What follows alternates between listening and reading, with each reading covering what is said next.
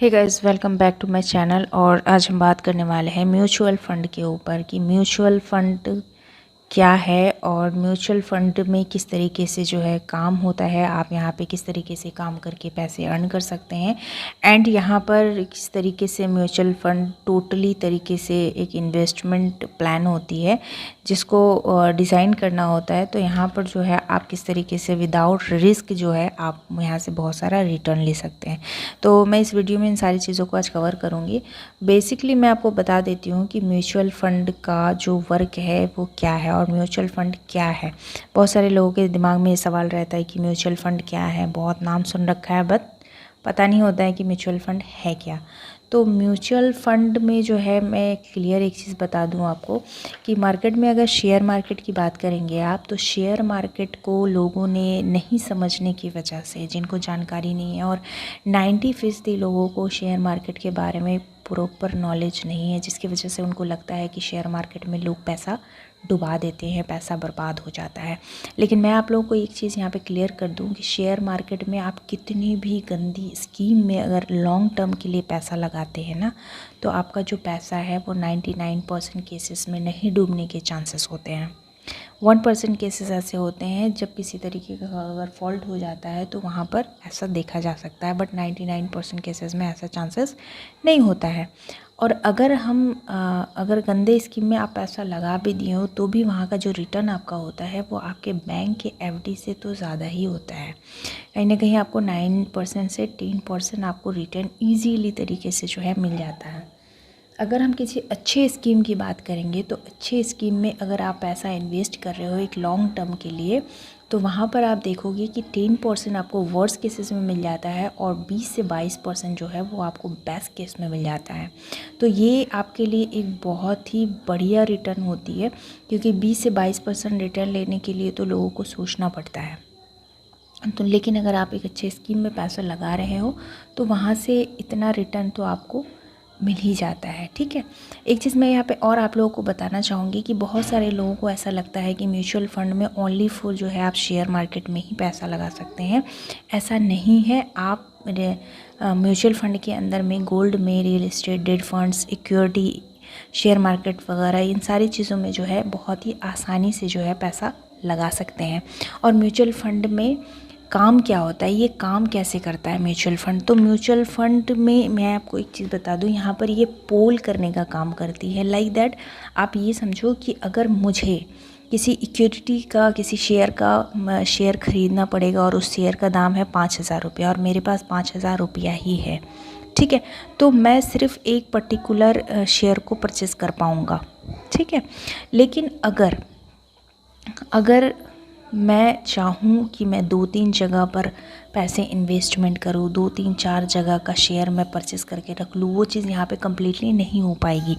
But mutual fund क्या करती है, म्यूचुअल फ़ंड एक कंपनी है। ठीक है, इसका काम क्या होता है, ये मल्टी कैप कंपनी होती है जो कस्टमर्स को ये भरोसा दिलाती है कि आप हमारा अपना पैसा हमें देंगे तो हम यहाँ से आपको जो है जो शेयर आप चाहते हैं वो शेयर आपको कम से कम अमाउंट में परचेस करके यहाँ से प्रोवाइड कर सकते हैं। ठीक है, तो यहाँ पर क्या करना होता है, ये जो कंपनी होती है ये AMS का काम करती है, जो कि एसेट मैनेजमेंट का पूरी तरीके से, और फंड मैनेजमेंट जो होती है, इसमें फ़ंड मैनेजमेंट एक हायर किया जाता है जो कि आपके फ़ंड को पूरी तरीके से जो है देखती है, एनालाइज करती है। और इसके बाद फ़ंड मैनेजर क्या करता है, यहाँ पर एक्सपर्ट रखता है, हायर करता है एक्सपर्ट को, ताकि वो आपके फ़ंड को बहुत अच्छी तरीके से मैनेज करे और उसका रोड मैप बनाए, ताकि हमें कौन सा फ़ंड लगाना है, किस फ़ंड में पैसे लगाने हैं और किस फ़ंड में मुझे लो रिस्क है, हाई रिटर्न है, ये सारी चीज़ें वो वहाँ पर क्या करता है, एनालाइज करता है। और उसके बाद ही आपके जो पैसे होते हैं वो शेयर पे लगा के आपको उसका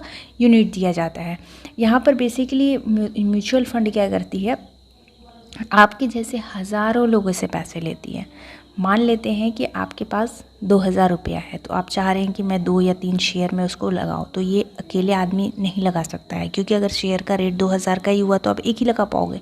लेकिन म्यूचुअल फंड क्या करती है, आपके जैसे और भी बहुत सारे लोगों से पैसे लेती है, और भी बहुत सारे लोग वहाँ पे पैसा लगाते हैं। लाइक आपने 2000 लगाया और किसी ने लगाया और किसी ने लगाया, इस तरीके से अगर 2-2 हज़ार करके 100 लोग लगा देते हैं तो उनके पास इकट्ठे से 2 लाख या 1 लाख रुपए हो जाता है।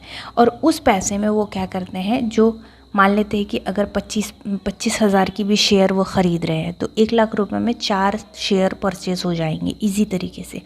अब ये सवाल आता है कि उनने 4 शेयर म्यूचुअल फंड वाले ने आपके पैसे से ख़रीद तो लिया है, यहाँ पर उनका सारे लोगों का पैसा इकट्ठा हो गया, इसी को पूल कहते हैं। ये पूल के ऊपर ही काम करता है कि आप सभी लोगों का पैसा ये ले लेते हैं और उसे क्या करते हैं, वो जो शेयर लेना होता है उस शेयर पर वो उसको इन्वेस्ट कर देते हैं।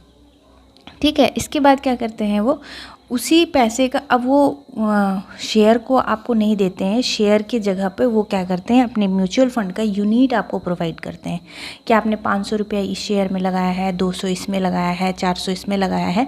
इस तरीके से वो आपको सभी लोगों को जो है यूनिट में डिवाइड करके आपको दे देते हैं, ताकि वो यूनिट्स जब भी आप सेल करना चाहोगे आप कर सकते हो, उसके लिए आप बिल्कुल फ्री हो।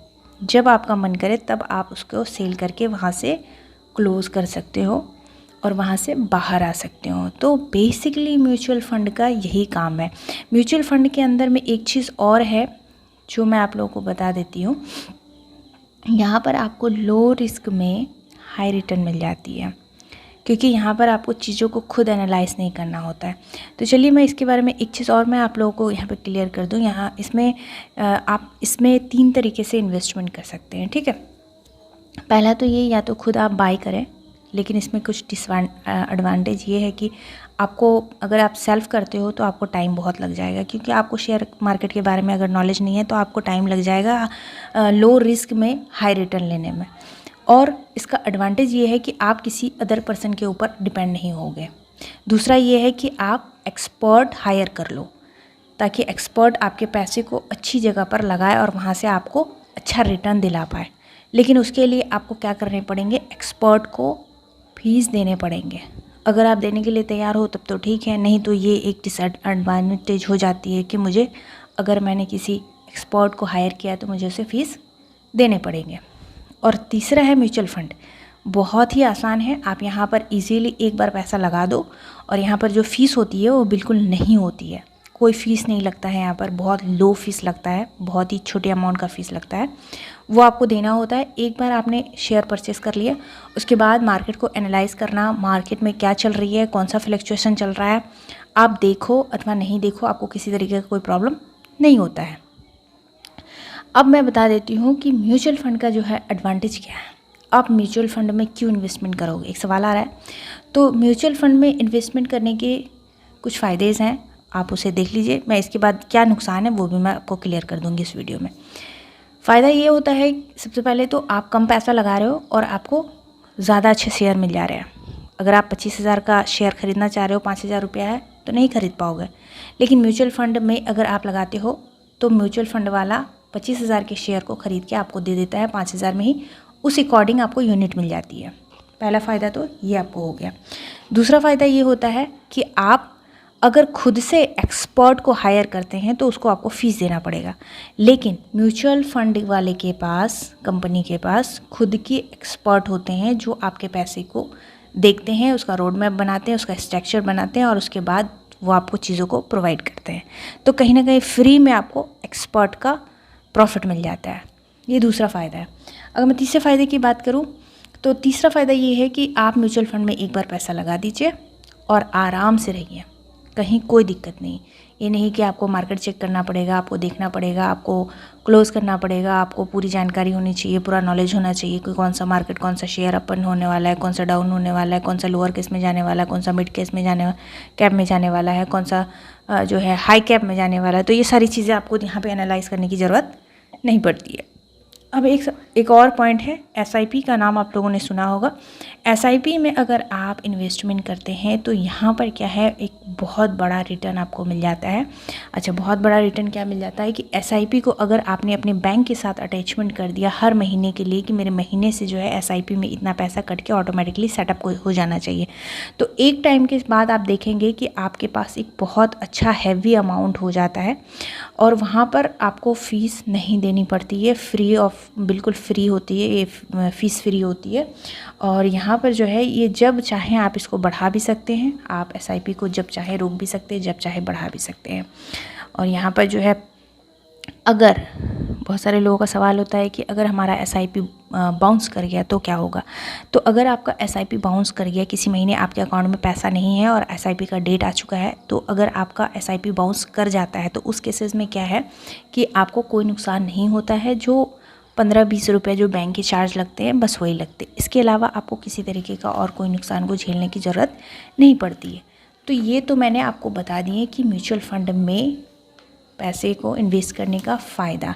अब मैं आपको इसका थोड़ा सा नुकसान भी बता देती हूँ कि इसका डिसएडवांटेज क्या है। तो डिसएडवांटेज ये है कि यहाँ पर आपको कई बार होता है ना, ग्रीड होती है। अब ग्रीड क्या होती है, ग्रीड में क्या है कि बहुत सारे ऐसे म्यूचुअल फंड वाले होते हैं जिनका एम होता है कि मुझे ज़्यादा पैसा चाहिए, ज़्यादा लोगों से ज़्यादा कलेक्शन करना है मेरे को। तो वो मार्केट में आके लोगों को भरोसा दिलाते हैं और कहीं ना कहीं यहाँ पर जो है आपको ज़्यादा से ज़्यादा लोगों का पैसा गेन करती है और उसको क्या करते हैं, वो शेयर में लगाते हैं। इससे उसको क्या प्रॉफिट होता है, इससे शेयर वाले को यानी कि उस कंपनी को, उस म्यूचुअल फंड वाले को 1 से 2% का कमाई होता है हर शेयर पे, ठीक है। तो ये चीज़ एक इसका डिसएडवांटेज में इसको माना जा सकता है। दूसरा ये कि जब भी फंड का रेट कम होता है, जब भी शेयर आपने खरीदाया, मान लेते हैं कि 5,000 का आपने कोई शेयर खरीदा और वो शेयर जो है अब आपको लग रहा है कि मार्केट डाउन हो रहा है, तो उस कंडीशन में जो फंड मैनेजर होते हैं वो चाहते हैं कि भैया और लोग आ जाएं मेरे पास ताकि मैं और पैसा इकट्ठा करके और शेयर ख़रीद लूँ, ताकि जब इसका रेट फ्लैक्चुएट करे तो मैं उसको सेल कराऊँ और मेरे कस्टमर को ज़्यादा से ज़्यादा फ़ायदा मिले, ताकि मेरी कंपनी का रेपुटेशन जो है वो काफ़ी ज़्यादा हाई लेवल की हो जाए। लेकिन ऐसे केसेस में क्या होता है, जो कस्टमर होते हैं वो रिडम्पशन कर देते हैं। रिडम्पशन करना इन दी सेंस की कस्टमर को ये लगने लगता है कि भाई अब तो शेयर के रेट गिर रहे हैं तो हमारे पैसे बर्बाद हो जाएंगे, डूब जाएंगे। तो उस केसेस में क्या करते हैं, वो अपने शेयर्स को बेचना चालू कर देते हैं। तो इससे क्या होता है, इससे कंपनी को और आपको, यानी कि आपके शेयर को और आपको दोनों को नुकसान होता है। क्योंकि क्या ऐसा नहीं होता है कि कोई भी रेट, अगर मार्केट में किसी शेयर का रेट अगर गिर रहा है तो वो अप्स नहीं करेगा, वो अप्स करता है, क्योंकि market in the sense demand और सप्लाई के ऊपर बात होती है। तो यहाँ पर एक चीज़ आपको ध्यान देना होता है कि जब भी अगर आप किसी भी फंड में शेयर लगा रहे हो, शेयर को परचेस कर रहे हो, तो वहाँ पे थोड़ा सा आपको पेशेंस रखना पड़ता है ताकि आपको और आपके फ़ंड को नुकसान नहीं पहुँचे, ठीक है। तो दूसरा डिसएडवांटेज ये देखा जाता है कि लोग रिडक्शन करने लगते हैं, जिससे दोनों साइड्स में ही प्रॉब्लम्स हो जाती है। तीसरा मैं आपको बताना चाहूँगी कि यहाँ पर जो है देखेंगे आप, म्यूचुअल फंड के अंदर में जो है अगर फंड मैनेजर और रिसर्च टीम, यही दोनों पूरी की पूरी चीज़ों को परफॉर्म करते हैं और इन्हीं के ऊपर डिपेंड करता है सारा चीज़। कई बार ऐसा भी होता है कि फंड मैनेजर जो है उनके पास कुछ अच्छे आइडियाज़ भी होते हैं, तो उस केसेस में वो उस आइडियाज़ को अप्लाई नहीं कर पाते हैं, क्योंकि म्यूचुअल फंड के अंदर में कुछ चीज़ें गवर्नमेंट के अकॉर्डिंग जो है की हुई है, पहले से ही उनके नॉर्म्स के अकॉर्डिंग चलता है। तो यहाँ पर क्या देखोगे कि आप जो हाई कैप जो होती है या स्मॉल कैप जो हमारी होती है, तो इन दोनों के बीच में जल्दी जो है म्यूचुअल फंड वाले काम नहीं करते हैं, वो मिड कैप में ही करते हैं, क्योंकि गवर्नमेंट्स के अकॉर्डिंग जो है वो मिड कैप में ही ज़्यादा काम करना उन लोगों को पड़ता है, नहीं तो फिर बहुत ज़्यादा प्रॉब्लम्स को फेस करना पड़ता है। इसकी वजह से वो ज़्यादातर मिड कैप्स में ही काम करते हैं। यहाँ पर एक चीज़ और मैं आप लोगों को बता दूँ कि जो हमारे फंड मैनेजर होते हैं और रिसर्च टीम वाले होते हैं, कई बार वो अपने जॉब को बचाने के लिए, अपने रेपुटेशन को बचाने के लिए वेल डिस्कवर और या वेल नॉन स्टिक में भी इन्वेस्ट करते हैं। अब ये वेल डिस्कवर और वेल नॉन स्टिक क्या है, ये मैं थोड़ा आपको बता दूँ कि कई बार हम सोचते हैं, या कस्टमर कई बार ऐसा सोचता है कि हमने इतना पैसा लगाया तो हमें इतने शेयर के इतने रिटर्न मिलने चाहिए, लेकिन वैसा होता नहीं है। आप जिस स्कीम के बारे में सोच रहे हैं कि ये स्कीम मुझे इतना प्रॉफिट दे देगा, तो कई बार ऐसा होता नहीं है, जिसकी वजह से जो आप सोच रहे हो स्कीम उसके अंडर प्रोसेस ही काम कर रही होती है। ठीक है। तो ये सारी चीज़ें होती है। इसके अलावा एक चीज़ और मैं बता देती हूँ यहाँ पर कि म्यूचुअल फंड के अंदर में अगर आपका लॉन्ग टर्म का गोल है तभी आपको एक अच्छी रिटर्न मिल सकती है।